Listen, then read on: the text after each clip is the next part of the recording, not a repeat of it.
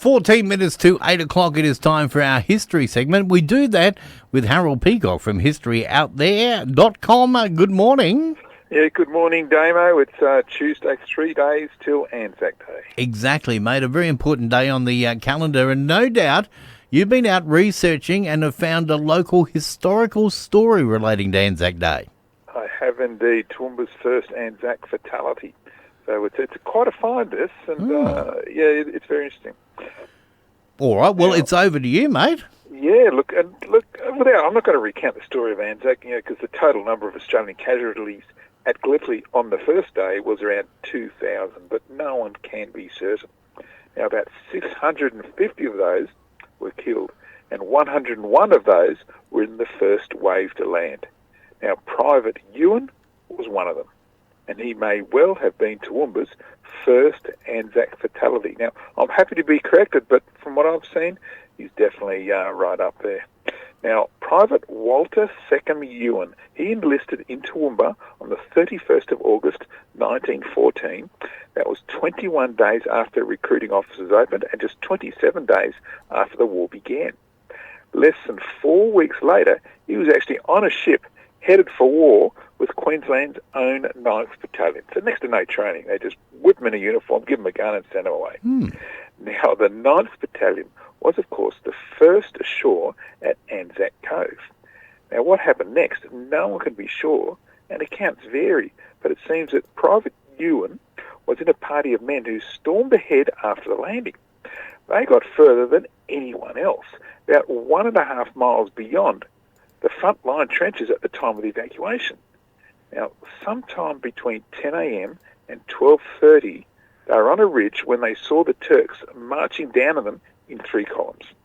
Now, the party fell back, but Private Ewin refused to leave, despite others urging him to go. He remained lying down and firing rapidly, providing the covering fire that allowed the others to escape. He was never seen again, and only half a dozen men returned from the party of up to 58.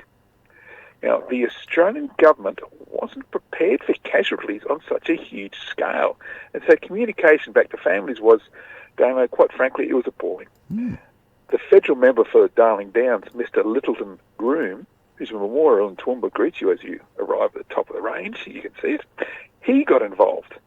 Now, he sent a series of 7 handwritten letters to the department on behalf of the Ewin family, just to find out if Walter was still alive, and eventually to get hold of his personal effects and a death certificate.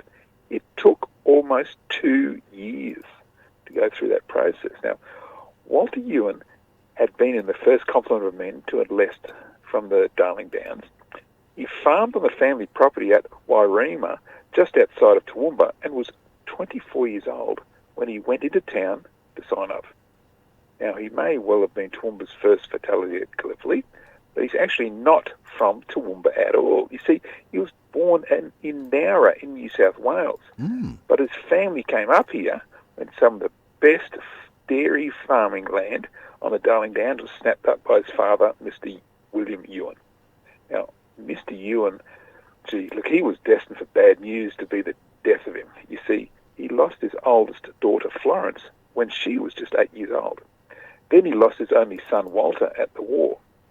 And then a few years later, while visiting his only remaining child, Alice, in Pittsworth, he got the news that his brother had died in Sydney. 2 days later, on Christmas morning, the 25th of December, Mr. Ewin had dropped dead. It had all been too much. Now, Private Walter Ewin, he has no grave, but is commemorated at the Lone Pine Memorial in Turkey. But his father does have a grave, which you can visit in Pittsworth. And his son, Walter, is actually named on the headstone. And so Toowoomba's first Anzac fatality is actually commemorated in Pittsworth Cemetery.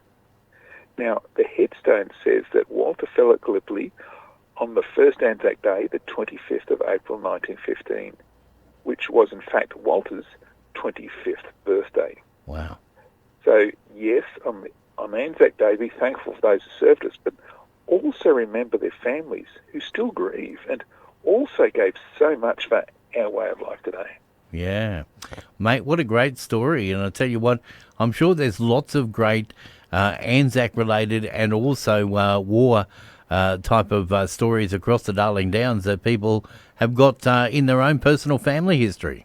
Oh, that's right. There's so many stories, and probably sitting at the bottom of a drawer, there's something that we could uncover and discover. But certainly with this story, with Walter Ewin, he's Toowoomba's first Anzac fatality, and we found him in Pittsworth. Well, there you go. Mate, a great story. Now, you're going to post this up online so people can reread it?